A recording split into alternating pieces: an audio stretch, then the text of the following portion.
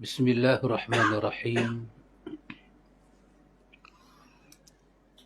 Assalamualaikum warahmatullahi wabarakatuh. Alhamdulillahi rabbil alamin. Allahumma lakal hamdu bil iman, walakal hamdu bil Qur'an, walakal hamdu hatta tarda. Allahumma tahhir qulubana minan nifaqi wal ghash wal ghil wal hasad ya rabbal alamin. Waj'alna mimman ya'tika yaumil qiyamati biqalbin salim. Amin. Allahumma amin. Amma ba'du. Ikhwatul iman, ikhwatu fid din, a'azakumullah wa uhibbukum fillah. Alhamdulillah, summa alhamdulillah. Alhamdulillah, ikhwatul iman, dengan limpah kurnia daripada Rabbul Alamin, kita dapat lagi satu ruang dan peluang pada waktu malam yang berbaki ini, iaitu pada hari raya yang kedua ini, kesempatan kita untuk berada dalam majlis ta'lim. Alhamdulillah.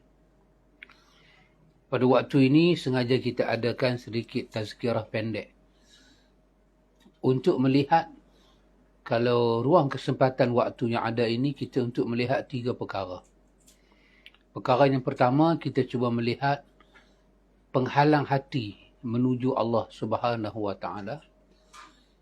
Perkara yang kedua, kita cuba lihat sebuah nasihat yang ditinggalkan. Dan yang ketiga, kalau kesempatan waktu ada, kita cuba melihat kepada nilai takwa dalam kehidupan. Pada waktu yang pendek ini, ikhwan, kita bercakap tajuk-tajuk ini kerana apabila melihat persekitaran hidup kita sedang berubah. Hidup kita sedang berubah. Keadaan kita sedang berubah.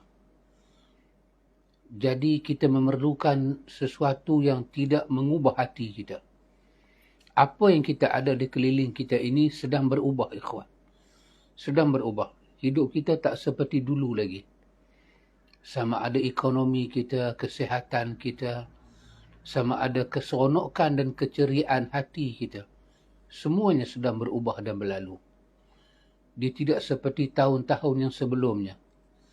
Maka memerlukan kepada suatu tazkiyah, kepada suatu tarbiyah, kepada suatu pendidikan hati, adabun nufus, suatu peradaban hati untuk kita hidup pada zaman yang sebegini bermasalah. Hari demi hari kita melihat masalah makin bertambah. Masalah tak pernah berkurang, ikhwan. Masalah semakin bertambah. Cumanya kita dapat lihat atau tak dapat lihat. Dapat merenung atau tak dapat merenung. Dapat merasa atau tak dapat merasa. Nilai-nilai yang disebut sebagai akhlak yang mahmudah. Akhlak yang mahmud, akhlak yang terpuji, sudah tidak menjadi keutamaan dalam hidup. Apa yang disarankan oleh agama tentang peradaban kehidupan, tentang muamalat kehidupan yang penuh dengan peradaban, ini semua telah tidak mendapat tempat pada waktu sekarang ini, ikhwan. Niat sedang menghalalkan cara. Kemahuan yang berkobar-kobar, yang melonjak dalam hati, itulah yang sedang menjadi peta kehidupan dan manusia sedang menongkah ke arah itu. Akhirnya kita melihat banyak persaingan hidup yang tidak sihat berlaku. Melihat kepada ke arah itu semualah, kita memerlukan suatu penawar daripada agama supaya kita dapat menjaga diri kita, ikhwan. Saya memetik perkataan yang ada, yang dipakai di dalam mazhab Ahmad bin Hanbal, menyebut suatu perkataan yang menarik, iaitu azmul qalbi ala fi'lil ibadati taqarruban ila Allah Ta'ala, yakni bi an yaqsuda bi'amalihi lillahi ta'ala. Bagaimanapun dahsyat hidup yang kita lalui, Ini jangan bagi tertanggal dalam hidup. Bagaimana persaingan kita hadapi, ini jangan bagi tertanggal. Apa dia? Azmul qalbi ala fi'lil ibadati. Iaitu kita memiliki hati yang kuat azam dia. Kuat tekad dia. Hati yang cukup kuat. Azam yang cukup kuat. Di atas melaksanakan ibadat kepada Allah. Hati kita kuat untuk melaksanakan ibadat pada Allah Ta'ala kerana hati kita dapat melihat ibadat itu taqarruban ilallah. Ibadat itu mendekatkan kita pada Allah. Maka kita kena memiliki kekuatan hati dalam beribadat untuk mendekatkan diri kepada Allah. Tidak ada tujuan lain. Kesemua amal kita itu kita lakukan semata-mata kerana Allah. Yang ni boleh menjadi penyelamat kita. Yang ni boleh menjadi bantuan pada hati kita. Kemungkinan kita boleh karam dalam kehidupannya luas dan bergelombang ini, ikhwan.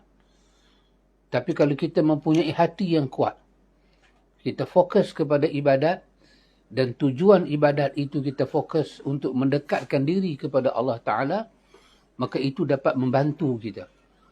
Yang tu dapat kita jadikan arah kompas hidup. Bila kita terlalu hanyut, kita terlalu ke arah ke depan, maka niat itu dia boleh mengingatkan kita. Maka mestilah kita meniatkan niat kita itu kerana Allah Subhanahu wa Ta'ala. Ikhwatul iman, a'azakumullah, ini perkara yang cukup penting yang kita belajar daripada hadis yang cukup masyhur. Hadis daripada Umar Al-Khattab radhiyallahu an. Hadis yang menjadi hadis pertama dalam semua kitab ketika membahas masalah niat yang ikhlas. Innamal a'malu binniyati wa innama likulli imri'in ma nawa. Sesungguhnya kesemua amal itu bermula dengan niat. Dan manusia akan dapat apa yang dia niatkan. Dan akhirnya kita akan, Allah Ta'ala beri pada kita manawa. Apa yang kita niat. Apa yang hati kita mau. Azmul qalb. Kekuatan hati, azam hati, kemahuan hati, cita-cita hati. Kesungguhan hati dia mau apa. Dia nak jadikan hidup dia ke arah ibadat. Ataupun dia nak jadikan hidup dia dituju ke arah dunia. Dengan dia mempergunakan ibadat dia. Dia pasti akan dapat apa yang dia niat. Kerana itu, ikhwatul iman, sesiapa yang dalam hati dia ada niat kerana Allah, ada niat untuk Rasul, maka Allah kata dia pasti dapat Allah dan Rasul. Itulah yang Anas bin Malik dalam riwayat Muslim menyebut, aku tak pernah seronok, dia kata, seperti seronok pada hari, bila aku dengar Nabi menjawab soalan kepada seorang yang bertanya. Dia bertanya pada Nabi, bilakah berlaku hari kiamat? Nabi tanya dia balik, apakah persiapan kau? Ma'a'adalta. Kalau kiamat berlaku, apa persiapan kau? Anas kata laki-laki itu menjawab, tak ada apa. Aku semayang macam biasa, aku puasa macam biasa. Tapi dia kata, aku sangat mencintai Allah dan Rasul. Nabi jawab kepada laki-laki itu. Nabi kata, anta ma'aman ahbabta. Anas kata, aku tak pernah seseronok dengar perkataan ini. Anas kata kepada, Nabi kata pada orang itu, kamu akan bersama orang yang kamu kasih. Anas kata, aku sangat mengasihi Allah dan Rasul. Aku mengasihi Abu Bakar dan Umar. Wa arjuna an takuna ma'ahum. Dan aku harap aku bersama dengan mereka. Seronoknya Anas itu bila dengar perkataan dia akan bersama dengan orang yang dia kasih. Maka dia tahu dia tak pernah kehilangan Rasulullah sallallahu alaihi wasallam. Dia pasti bersama Nabi. Dunia telah ada kesempatan bersama Nabi. Dan dia tahu akhirat dia pasti bersama Nabi. Kerana Nabi menyebut, anta ma'aman ahbabta. Kamu bersama dengan orang yang kamu kasih. Kerana itu, ikhwan, kita nak kena pupuk dalam hati kita yang ni. Yang ni supaya menjadi suatu tunjang yang asas dalam hati. Ketika hati, roh, akal, fikiran dan tubuh badan nak mengharungi gelombang fitnah yang semakin mendatang. Yang di depan kita ini, kita tak nampak kebaikan demi kebaikan. seolah-olah kejahatan mengatasi kebaikan. Tapi Nabi kata kebaikan pasti datang. Kebaikan pasti datang. Walaupun zaman kita seperti dukhan, seperti asap, samak tak nampak. Balik sana tu ada apa? Depan kita ada asap, tak nampak. Balik sana ada apa? Tapi Nabi kata kebaikan pasti datang. Jadi kebaikan yang paling tunjang, yang paling asas apa dia ikhwan? Apabila Allah beri kepada hati kita, dia bergantung pada Allah. Dia nak kembali pada Allah. Dia mencari Allah. Hati kita teringat kepada Allah. Itulah sebesar-besar kebaikan. Ikhwatul iman, a'azakumullah. Dalam kita menuju Allah Ta'ala ini, saya melihat kepada apa yang para ulama kita sebut, ada penghalang dia. Penghalang yang para ulama sebut pada kita ini, ikhwan, penghalang yang berlaku pada kita tiap-tiap hari, 24 jam. 24 jam kita akan berjumpa dengan penghalang. Halangan ini akan buat supaya hati kita tu tak sampai pada Allah. Dia daripada syaitan. Dan Islam yang Allah Ta'ala turunkan pada kita, ikhwan, sebagai dinul rahmah, dinul azim, dinul barakah, telah memberi kepada kita panduan dan bimbingan. Cuba kita lihat sepotong ayat yang ke-12 daripada surah Al-Hujurat. Allah menyebut 3 penghalang. Sukar kita nak berhadapan dengan 3 penghalang. Tidak ada manusia berjumpa dengan 3 penghalang ni, melainkan dia akan terjebak. Tak banyak sikit. Nak cari orang yang tak terjebak langsung susah, ikhwan. Nabi tak terjebak. Para sahabat tak terjebak. Ada yang terjebak. Istighfar, bangkit balik, berubah balik. Allah gambarkan 3 penghalang ini dalam surah Al-Hujurat ayat ke-12. Allah katakan, Ya ayyuhalladzina amanu jtanibu kathiran minaz-zann inna ba'da-dhanna ism wala tajassasu wala yaghtab ba'dukum ba'da ayuhibbu ahadukum an ya'kula lahma akhihi maita fakarihtumuhu wattaqullaha innallaha tawwabur rahim. Dahsyat ayat ni. Allah gabungkan dalam satu ayat 3 penghalang. Sukar kita nak berhadapi hari-hari 24 jam. Allah kata, wahai orang-orang yang beriman, ya ayyuhallazina amanu, wahai orang-orang yang beriman. Yang ni kalau kita lihat dalam tafsir At-Tabari sedap. Imam Tabari terjemah dengan makna wahai orang-orang yang membenarkan Allah, yang mempercayai Muhammad. Wahai orang-orang yang beriman pada Allah, membenarkan Allah, membenarkan setiap perkataan Allah dan menerima setiap petunjuk Muhammad. Allah kata ijtanibu katsiran minaz-zann. Sekarang Allah nak mendidik orang-orang yang percaya pada Allah dan Rasul supaya dia tak sama dengan orang yang tak percaya pada Allah dan Rasul. Apa pendidikan dia? Allah kata dengar baik-baik. Pendidikan ni datang daripada Allah sendiri. Bukan daripada Nabi, daripada Allah sendiri. Allah kata sebagai orang beriman, ijtanibu, kesemua kamu hendaklah jauhi katsiran minaz-zann, kebanyakan daripada sangka-sangka buruk sesama kamu. Kamu orang beriman, di sebelah kamu ada orang beriman. Allah kata ijtanibu, cari jalan. Jangan sangka buruk. Kenapa? Allah bagi tahu sebab dia. Inna ba'da dhanni ism. Sungguh kata Allah, sebahagian daripada sangka-sangka itu dosa. Kita menilai pihak lain dengan tanpa kita melihat dengan mata. Kita berdasarkan teka-meneka. Tak akan tepat. Mungkin tepat. Yang tepat tu mungkin kebetulan. Bukan di atas kebenaran. Kebetulan tak diterima, tak dianggap tepat. Maka untuk hidup supaya hati kita bersih, kita menuju Allah Ta'ala itu dengan selamat. Ruh kita selamat bertemu Allah. Maka Allah beri kepada kita cara hidup, pola hidup. Ijtanibu katsiran minaz-zann. Inna ba'da dhanni ism. Saya teringat perkataan yang disebut oleh guru kami Syekh Maulud Al-Hanafi. Dia kata dalam ayat ini bukanlah sangat isu dia buruk sangka, tapi isu dia yang kedua tu Allah sebut, inna ba'da dhanni ismun. Di dalam buruk sangka itu meneka-neka, kita meneka perasaan kepada orang, itu kata Allah ada dosa. Yang inilah isu dia. Isu dia seorang yang beriman pada Allah nak balik bertemu Allah dengan iman, dengan hati yang bersih, dia tak akan bawa dosa. Kita ada dosa dengan Allah dan kita ada dosa sesama manusia. Dosa sesama manusia ni pun terbahagi pada dua. Ada yang kecil, ada yang besar. Tetapi yang buruk sangka ni dia termasuk yang mana? Dia termasuk ismun yang besar. Yang besar ni dia masalah. Bila kita terlibat masalah apa? Masalah kita nak cuci dia. Cuci dia dengan apa? Dengan taubat. Macam mana nak taubat?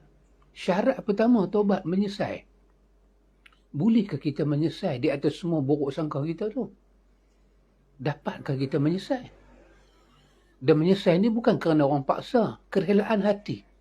Hati yang rasa menyesal. Bolehkah kita buat? Yang kedua, dah habis kita menyesal, kita berazam tak mau buat dah. Dan yang ketiga, kita memang tak buat dah. Dan kalaulah buruk sangka kita itu meneka kita tentang orang tu, sampai melibatkan ada mudarat lain berlaku, kita nak kena minta maaf. Sangguppah kita buat 1, 2, 3, 4 ni? Kerana satu benda aja, dosa. Maka kerana itu Allah tak mau kita terbelit dalam terbelit. Maka Allah buat satu landasan pada kita. Orang beriman, ijtanibu katsiran minaz-zann. Inna ba'da dhanni ism. Yang kedua, Allah Ta'ala kata, wala tajassasu. Wala tajassasu. Yang ini ikhwan, disebut oleh para ulama dengan perkataan apa? Wala tajassasu. Dengan makna apa? Melihat aurat orang. Kita mengintip aurat orang. Aurat maksudnya di sini apa dia? Aibun akhika. Keaiban saudara engkau. Kita mengintai, melihat. Di manakah ruang kita boleh melihat aib dia? Yang dapat kita pegang, yang dapat kita jadikan suatu alasan untuk merendah dan melecehkan dia. Quran kata, wala tajassasu. Proses untuk mendapatkan aib orang itu jangan kau terlibat. Sama juga ikhwan.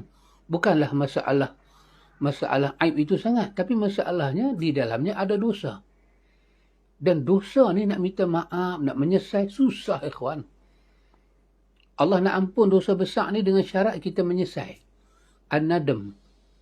Bolehkah kita menyesal atas dosa ni? Dia benar-benar dapat taufik, dapat hidayah. Hati kita lembut. Allah siram hati kita dengan hidayah dia, dengan taufik dia. Baru kita terasa air mata nak turun menyesal, silap dah aku. Tapi saja-saja dia tak datang ikhwan. Memang Allah pengampun. Tapi syarat dia nak ampun tu, dia nak hati hamba tu menyesal. Bukan mulut, hati tu menyesal. Maka Allah kata, wala tajassasu. Kemudian Allah kata, wala yaghtab ba'dukum ba'da. Janganlah setengah kamu mengumpat setengah yang lain. Mengumpat setengah yang lain. Kita tengok mengumpat ni. Bila Nabi tanya sahabat, hamba tahu dah apa mengumpat? Tengok satu keunikan Nabi sebut. Nabi kata mengumpat ni, kau bercakap sesuatu yang betul pada saudara kau. Tetapi, saudara kau yang dia dengar kau cakap benda tu, bila kau ulang cakap benda tu, kalau dia dengar, dia anggap benda tu cukup malu. Tapi betul. Sama ada pada agama dia, pada diri dia, pakaian dia, kulit dia, akhlak dia, cara dia makan ke, cara dia berjalan, cara dia bercakap ke. Betul. Tapi bila kita sebut benda tu di belakang dia, dia malu. Nabi kata bukan benda tu tak betul, benda tu betul. Tapi kenapa kamu nak ulang benda yang betul ada pada dia, yang mengaibkan dia, kekurangan hidup dia, Yang kamu nak ulang di belakang dia kepada orang lain ni kenapa? Kalau kamu tidak ada niat yang jahat. Nabi kata jangan. Jangan buat demikian. Sebab ketiga-tiga benda ini, anda tengok. Pertama dah disebut awal tadi, dosa. Kalau tak disebut dosa pun, ayat ni kita belajar dalam kaedah usul tafsir, dia start dengan larangan. Larangan mesti tak boleh. Larangan tu kalau kita buat dah salah dah. Tapi bukan saja Allah guna minta kita jauhi, ijtanibu dengan perintah, jauhi. Jangan terlibat. Lepas tu Allah sebut lagi dosa.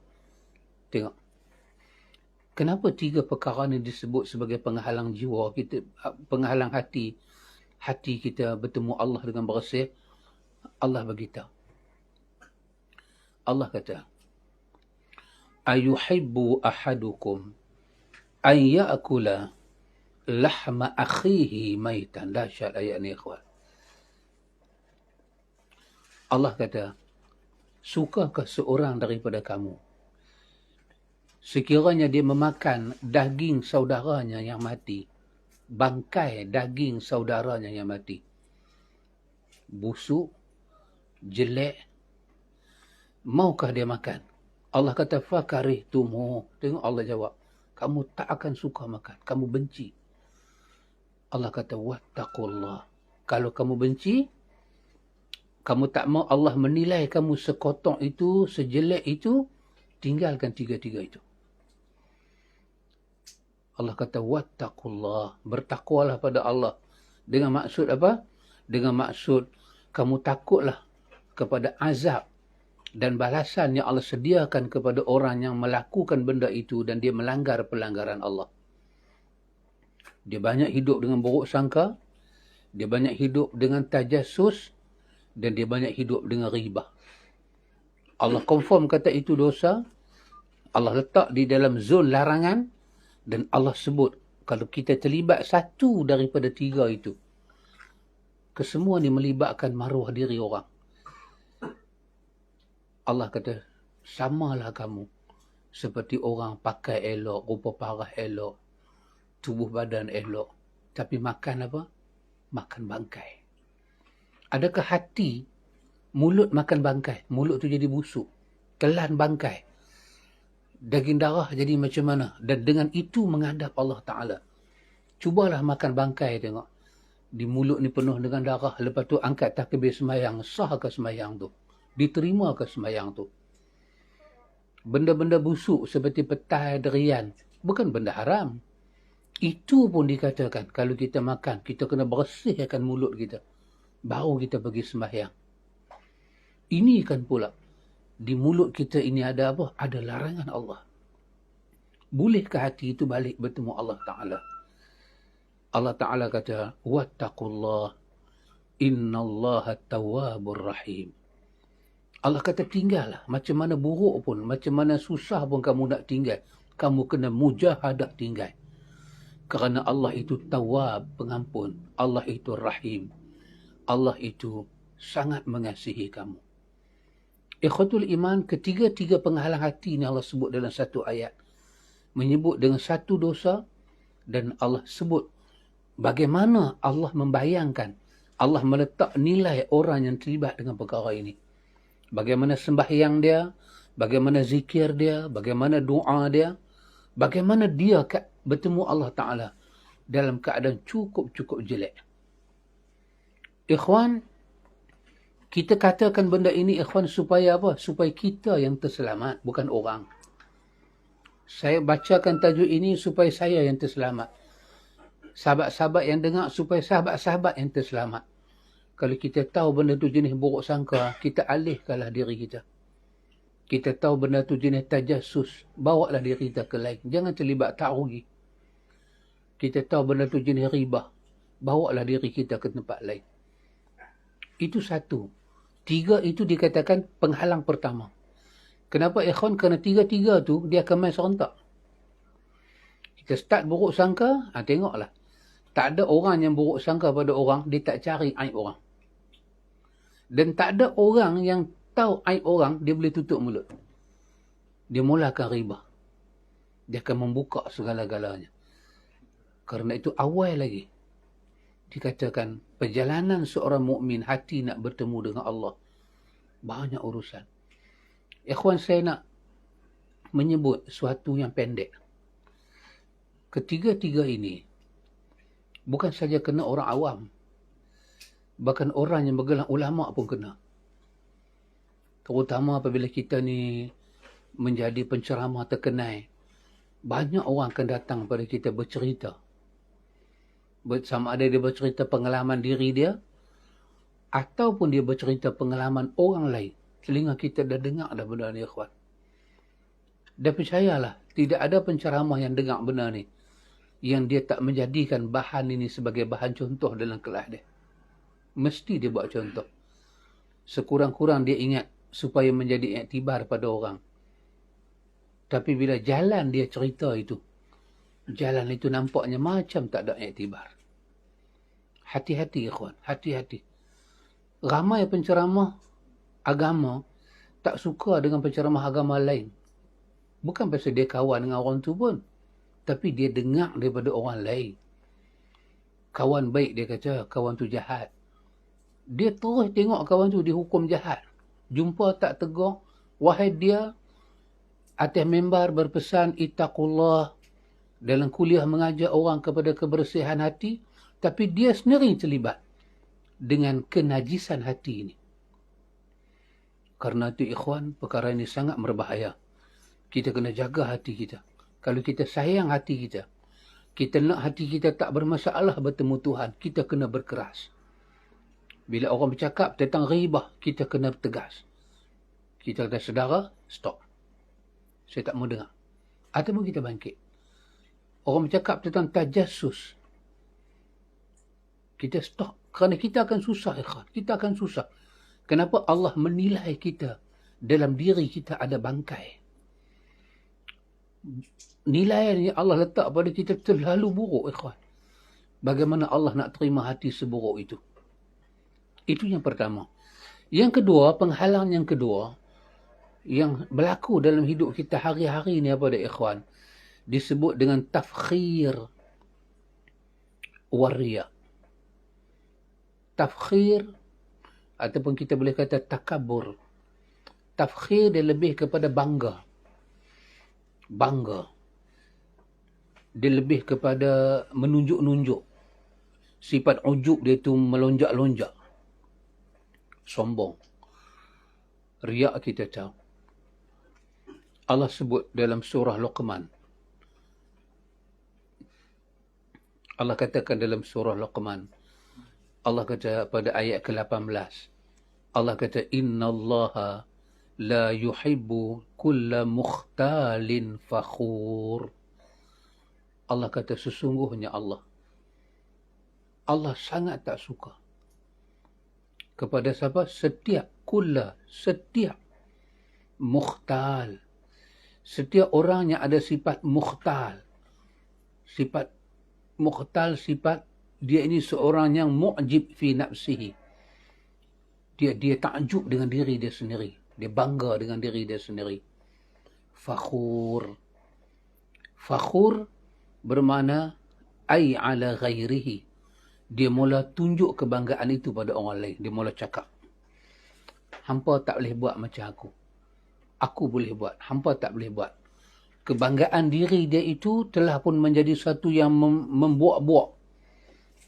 Dan itu menyebabkan dia terlibat yang ketiga, penyakit berikutnya, ar-riya. Dia akan kena riya. Anas menyebut pada kita dalam riwayat tentang perkara dikatakan muhlikat. Perkara yang membinasakan hati. Pertama dikatakan hawa muttabi'. Hawa nafsu yang kita ikut tak pernah kita bantah. Ikut dia nak apa, ikut tak pernah bantah. Itu sebagai muhlikat. Yang kedua, syuhun muta'. Syuhun muta' bermakna sifat kedekut yang kita taat dia. Layan kedekut. Dan yang ketiga, i'jabul mar'i binafsihi. seorang itu merasakan ujub dengan diri dia. Kesemua ini muhlikat. Perkara ini sangat membinasakan. Dan Allah tak suka mukhtal, fakhur. Dua-dua Allah tak suka. Dua-dua orangnya ada masalah hati. Hati dia rosak, hati dia keji. Sebab Allah Ta'ala menolak orang yang buat riak. Macam mana mungkin dalam diri orang tu ada riak, Allah nak sambut hati dia, sedangkan Allah telah meletakkan riak itu setaraf dengan syirik. Dan dia dikatakan syirkul asghar. Macam mana? Macam mana kita lihat dalam hidup kita ni, ikhwan, kita bersemuka dengan seseorang yang kita tahu orang tu menipu kita. Tetapi dia tak tahu, kata kita tahu dia tipu kita. Ini sesuatu yang cukup bermasalah. Dia tipu kita, kita tahu. Dia tak tahu, kita tahu. Dia boleh main depan kita, dia boleh cakap. Masa dia duduk cakap tu, kita duduk ingat, hang tipu aku lagi. Ya subhanallah. Rendahnya orang ini. Bagaimana Allah nak menerima satu orang, dia semayang. Dia semayang, dia tunjuk, dia rokok, dia sujud, dia zikir, dia tilawatul Quran. Tapi dalam hati dia ada riak. Dia seolah-olah buat macam Tuhan tak nampak. Tuhan kata, kau buat ibadat, kau tipu aku lagi. Macam mana Tuhan nak terima ibadat orang macam ni? Maka Allah telah meletakkan syaratnya murni pada akhir surah Kahfi. فَمَنْ كَانَ يَرْجُو لِقَاءَ رَبِّهِ فَلْيَعْمَلْ عَمَلًا صَالِحًا وَلَا يُشْرِكْ بِعِبَادَةِ رَبِّهِ أَحَدًا. Siapa yang nak bersemuka dengan Allah dalam syurga? Tengok ikhwan, kita akan melihat Allah di hari akhirat, itu pasti. Tapi di mana tempat kita lihat Allah? Tempat kita lihat Allah dalam syurga. Punya senikmat-nikmat tempat. Di dunia kita tak boleh melihat Allah, tak sesuai. Dunia ni terlalu hina dan jijik, ikhwan. Terlalu buruk. Tak ada apa dalam dunia. Sama ada kita tinggalkan dia atau dia akan tinggalkan kita. Satu di antara dua tu pasti berlaku. Maka siapa yang nak bertemu dengan Allah Ta'ala, maka hendaklah dia beramal saleh. Maka Allah minta dalam amal saleh itu, janganlah dia mensyirikkan Allah dengan sesuatu pun. Tiba-tiba orang ini buat amal, dia syirik Allah. Seolah-olah Allah macam tak tahu. Maka tidak ada benda yang Allah sebut perkara yang paling menakutkan. Melainkan yang Allah sebut pada ayat 65 dalam surah Az-Zumar. Allah sebut kepada kekasih dia, kekasih kita Muhammad salawatullah wassalamuhu alaihi. Allah kata, وَلَقَدْ أُوحِيَ إِلَيْكَ وَإِلَى الَّذِينَ مِنْ قَبْلِكَ لَإِنْ أَشْرَقْتَ لَيَحْبَطَنَّ عَمَلُكَ وَلَتَكُونَنَّ مِنَ الْخَاسِرِينَ. Allah kata telah, dan sesungguhnya telah aku wahyukan kepada engkau Muhammad. Dan aku wahyukan kepada Nabi-Nabi sebelum daripada engkau Muhammad. Yang ni sama. Wahyu pada Nabi dan wahyu pada sebelumnya sama. Apa dia? La-in asyrakta. Kalau kau terlibat dengan syirik. La yahbatanna amaluka. Kesemua amal kamu akan batal.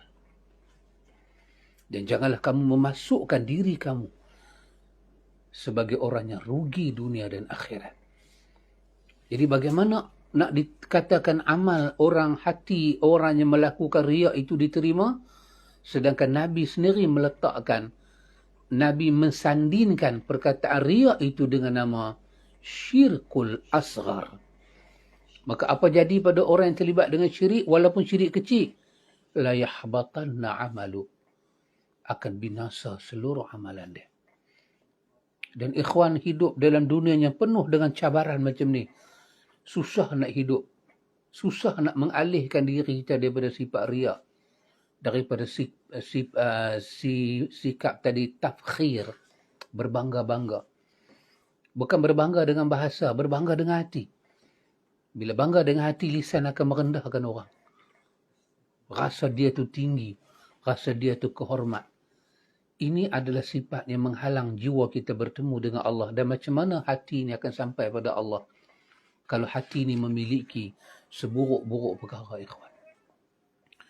Perkara yang ketiga, yang kita hidup dalam dunia ini, ikhwan, kita kena jaga hati kita apa dia, iaitulah al-hasadu, hasad, yang kita terjemah dengan makna dengki. Terdapat suatu doa yang telah pun Allah letak untuk menjadi doa orang-orang beriman pada ayat 10 daripada surah Al-Hasyr. Di tengah doa itu ada perkataan, وَلَا تَجْعَلْ فِي قُلُوبِنَا غِلًّا لِلَّذِينَ آمَنُوا رَبَّنَا إِنَّكَ رَءُوفٌ رَحِيمٌ. Janganlah kau campakkan, kau jadikan pada hati kami, ya Allah, hati-hati kami ghilan. Ghil. Apa dia ghil? Dendam, dengki, tak puas hati, benci. Ghil. Kepada siapa? Lillazina amanu. Kepada orang-orang yang beriman, macam kami beriman pada engkau. Tiba-tiba kami ada sifat hasad pada dia. Tolong, ya Allah, jangan. Sesungguhnya engkau, ya Allah, Raufur Rahim. Dan ini ikhwan, bermasalah. Kenapa? Kerana satu perkara kita tahu, orang yang hasad ni, ada saja sifat hasad, sifat kasih sayang tak ada dalam diri dia. Tak ada. Cabut. Kenapa? Kerana apa makna hasad? Dia sakit hati melihat nikmat ada pada pihak lain. Dia tak boleh tengok, dia sakit hati. Pasal itu bila Kasim Baba, dia bagi pinjam gantang kepada Ali Baba. Bila dia tengok, dia pusing gantang tu ada wang emas. Dia kata sakit. Bini dia pegang tandai. Bini dia kata sakit tak? Dia perturun tangan bini dia. Bukan sakit di sini, sakit di sini. Sakit hati tengok orang senang. Sakit hati tengok orang senang. Sayang tu nak ada tahu nak. Dan kalau sayang ni tak ada, selalu kita dengar hadis yang pendek, yang sahih. La yu'minu ahadukum hatta yuhibba li akhihi ma yuhibbu li nafsihi. Nabi kita tak beriman satu orang kalau dia tak boleh sayang orang lain, saudara dia khususnya, macam dia sayang kepada diri dia. Kalau dah hasad dengki ni ada, sayang tak ada, ikhwan. Bila sayang tak ada, apa yang akan ganti tempat tu? Dia akan ganti dengan al-bughdhu, tabarut, benci tengok orang, meluat tengok orang, tak suka melihat kenikmatan yang berlaku pada orang. Maka apa akan jadi pada dia? Itu yang dalam hadis Bukhari ditanya oleh Abu Musa al-Ash'ari. Soalan dia cantik, pendek ada itu, tapi bila kita fikir balik, ikhwan, seumur hidup nak amal tak boleh. Terutama orang yang ada hasad dengki, tercabut kasih sayang, dipenuh dengan kebencian. Abu Musa Asy'ari kata, Ayyul Islami afdal? Ya Rasulullah, sebagai orang Islam macam mana saya nak hidup sebagai Islam yang paling utama?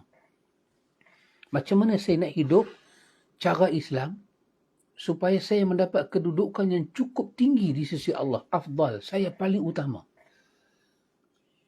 Itu tengok Nabi jawab, yang orang hasad dengki tak boleh buat. Na'udzubillah min zalik. Summa na'udzubillah. Apa Nabi kata? Nabi kata, hang buat ni. Nabi kata, man salimal muslimuna min lisanihi wa yadihi. Cara hidup yang paling afdal, iaitu sesiapa yang menyelamatkan orang Islam lain daripada jahat lidah dia dan tangan dia. Subhanallah, ikhwan. Macam mana orang yang ada dalam hati dia dengki, khianat, dendam, tak ada sifat kasih sayang, penuh dengan kebencian, kemarahan, yang buruk sangka tadi penuh. Dia nak menyelamatkan orang lain, orang yang dia buruk sangka, dia benci tu, yang dia dengki tu, macam mana dia nak jaga supaya orang tu tak terkena jahat tangan dan lidah dia? Jahat lidah dan tangan dia, macam mana? Al-Quran sebut apa? Dengki. Kemana dengki itu pergi? Quran kata, wa min syarri hasidin iza hasad. Berlaku sihir ni pasal apa? Itulah kemuncak daripada kejahatan orang yang menyimpan dengki. Oh subhanallah. Kemuncak. Dia buat, dia guna tangan dia guna harta benda dia guna lisan dia untuk merosakkan saudara dia. Subhanallah ikhwan. Dan macam mana dia nak beramal dengan hadis Abu Hurairah, hadis At-Tirmizi. At-Tirmizi menyatakan hadis itu adalah hadis yang hasan. Ya Nabi kata, min husnil islami mar'i tarkuhu ma la ya'nihi. Nabi kata, di antara tanda kita boleh tengok cantiknya Islam satu orang apabila orang itu meninggalkan benda yang tak ada kena mengena dengan dia. Macam mana orang hasad dengki ni nak beramal dengan hadis ni? Ini ajaran Islam. Benda tak ada kena mengena dengan dia pun, orang meniaga untung, orang dapat bonus, orang pergi bercuti, orang pergi honeymoon, tak ada kena mengena dengan dia pun. Yang dia ni sampai sesak nafas pasal apa? Dengki. Karena itu ikhwan, macam mana nak menyelamatkan diri daripada benda ni? Kita lihat apa Bidayatul Hidayah kata. Hasad atau dengki termasuk apa? Khaba'ithul qalb. Khaba'ith. Benda yang cukup cemar yang duduk dalam hati. Maka tak mungkin Allah Ta'ala akan menerima hati orang yang dengki kalau kita pernah mendengar perkataan yang menyatakan bahawa iyyakum wal hasad, hati-hati kamu dengan dengki. Fa innal hasada ya'kulul hasanat, kerana dengki akan memakan semua kebaikan yang kita lakukan. Kama ta'kulun narul hatab, macam mana api memakan kayu api, ataupun seperti mana api memakan syu'ub, api memakan usyub. Al-usyub, rumput kering. Al-usyub. Macam mana cepatnya dia makan. Lagu itulah semua kebaikan orang yang terlibat dengan dengki kianat ni rosak. Dan bagaimanakah Allah nak menerima hati orang ini, ikhwan? Ikhwan, itu di antara saya ambil tiga penghalang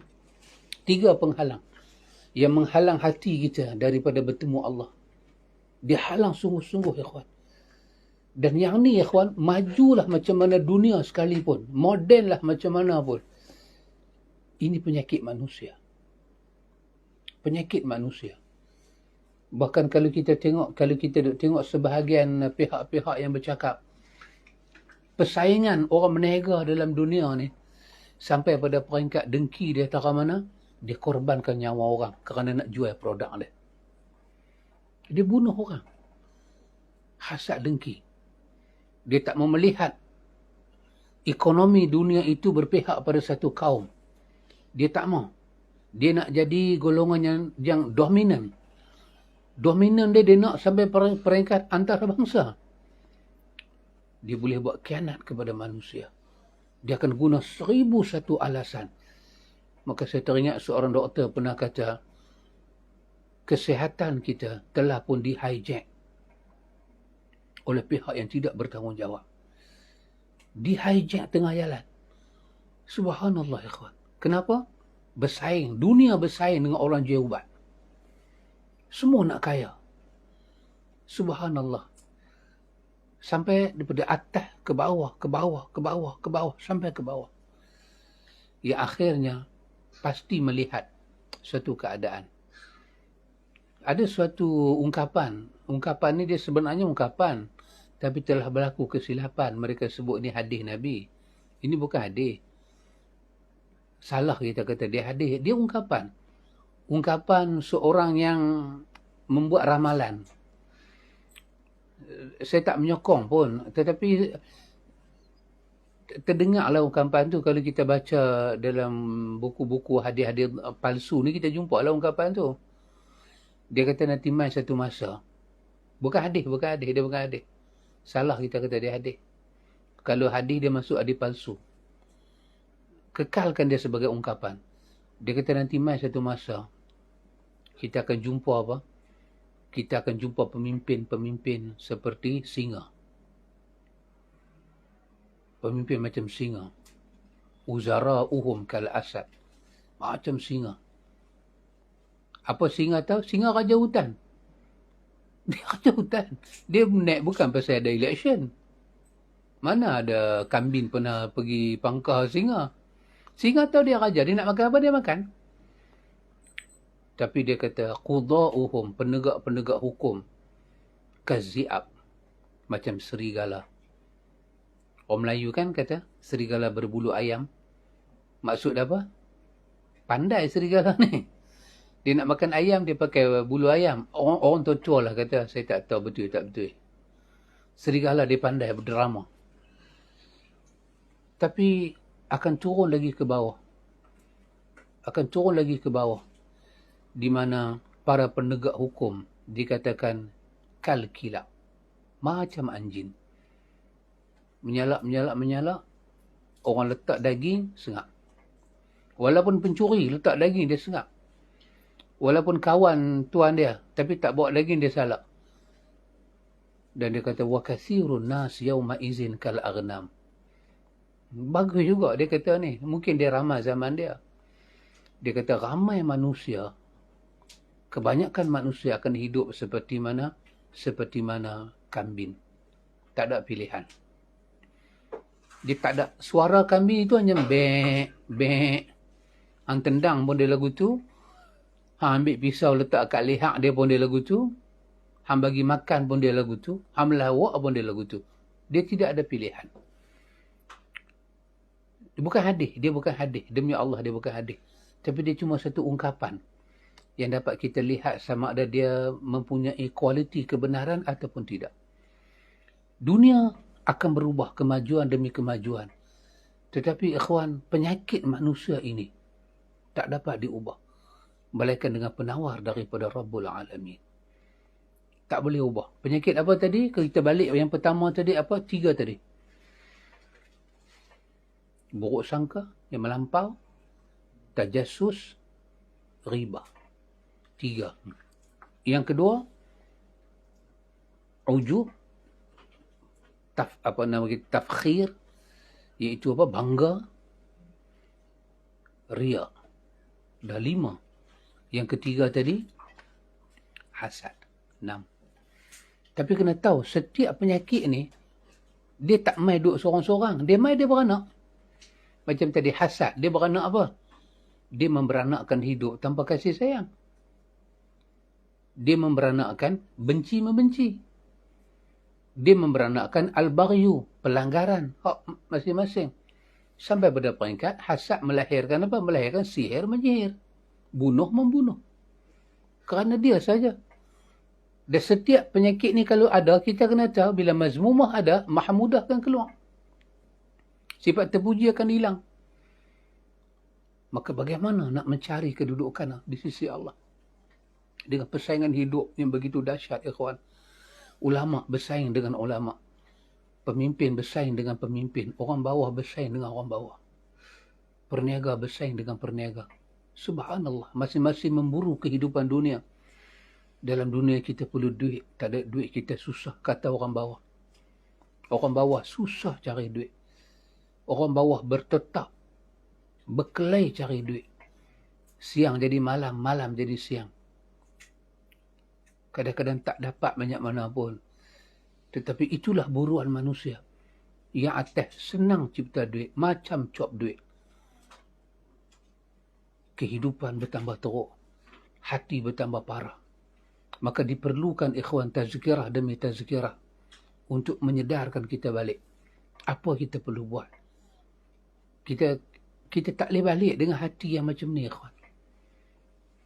Ada sahabat Nabi ikhwan lepas Nabi wafat.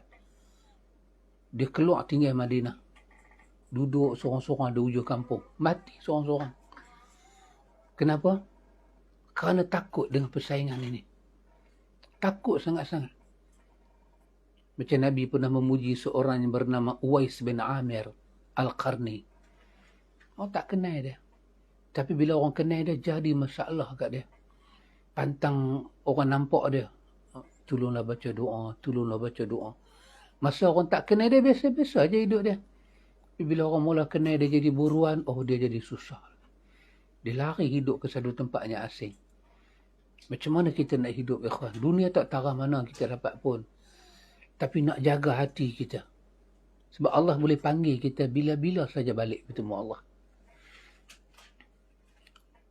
Betul, ikhwan. Kita mati, tak ada apa. Duit pun tak ada, apa pun tak ada. Otak kita kosong. Masa kita mati, otak kita kosong, dia hang. Tempurung kepala ni betul-betul tempurung kepala, dalam dia ada otak. Kita kata organ otak tu duduk. Kesemuanya hang. Fikir tak boleh, apa tak boleh. Masuk alam kubur, dia tanya, kalau dalam otak tu tak ada yang ni, mati kita. Marrabbuka. Marrabbuka. Masa kita duduk di dunia dulu, ikhwan, kita bertarung untuk hidup, tak dapat banyak mana pun. Kita habis puluh-puluh tahun. Letih puluh tahun. Kepala otak tak dan diisi dengan Allahu Rabbi. Mati-mati kosong kepala otak. Kosong kepala otak. Dia tanya, Marrabbuka. Kalaulah orang itu mendapat kesenangan dalam dunia, sesenang-senang mana pun, kaya mana pun, katalah pendapatan dia setengah juta sebulan. Tapi kalau otak dia kosong, Allahu Rabbi, dia masuk dalam kubur, dia lebih teruk daripada beggars atas dunia. Lebih hina. Sebab kosong kepala otak, nak jawab apa ni? Apa nak jawab? Wa ma dinuka. Apa agama kau? Ditanya lagi satu soalan. Wa man nabiyuka. Hang. Tak boleh, kosong. Duit dia ada, masa mati dalam akaun ada. Juta duit. Pangkat besar, rumah besar, kenderaan besar. Anak pinak semua berjaya. Tapi dia duduk dalam kubur, dia hang, dia tak tahu. Tapi Allah dengan rahmat dia, nak tengok lagi. Dia boleh jawab ke tak? Bawa gambar Nabi Muhammad. Tunjuk gambar. Apa anak kata tentang lelaki-lelaki ni? Dia tak boleh jawab, ikhwan. Habis kehidupan dunia. Berlalu kehidupan dunia. Bermulalah kehidupan akhirat. Yang sangat ngeri dan pilu. Yang Nabi kata, inilah stesen yang pertama. Al-qabru awwalu manazil min manazilil akhirah. Kubur itu adalah stesen yang pertama, tempat singgah yang pertama daripada banyak tempat singgah yang kita nak jumpa lepas daripada itu. Siapa yang selamat aman di situ, yang kemudian-kemudiannya dia aman. Tapi siapa yang tak selamat di sini, yang kemudian dia juga tak selamat. Nah, ikhwan, kita kena buat sesuatu dengan hidup kita, dengan fikiran kita, dengan hati kita. Kita tak boleh hidup dengan suasana macam ni sampai bila, ikhwan? Dunia tak berpihak pada kita. Tapi kita ada Allah. Kita ada Rasul. Kita ada agama. Letak hati kita di situ. Apa jadi sekalipun. Apa nilai dan pencaturan dunia sekalipun. Kita letak hati kita di situ. Bersihkan hati daripada perkara yang patut dibersihkan supaya kita menuju Allah Ta'ala dengan jiwa yang selamat. Ikhwan, nampaknya hanya satu perkara saja dapat kita sembang. Lagi dua perkara itu tertangguh. Perkara yang kedua, sebuah nasihat yang ditinggalkan. Ini sangat menarik. Sebuah nasihat. Dan perkara yang kedua pada ikhwan, nilai ketakwaan dalam hidup. InsyaAllah ikhwan, kalau ada kesempatan masa, kerana ketiga-tiga tajuk ni, dia sebenarnya daripada tajuk yang satu. Saya pisahkan dia. Sebab yang tiga-tiga tu kita faham serentak. Kita akan nampak jalan nak keluar tu macam mana. Jalan kita nak menuju tu macam mana. Tapi tak apa ikhwan, insyaAllah kita akan bercakap lagi tajuk ini masa ke semasa supaya menjadi suatu ubat pada diri saya dan kepada kita semua. InsyaAllah ikhwan, wa ila liqa. Hayakumullah. Barakallahu fikum. Subhanakallahumma wa bihamdika asyhadu an la ilaha illa anta astaghfiruka wa atubu ilaik. Wassallallahu ala nabiyyina Muhammad walhamdulillahi rabbil alamin.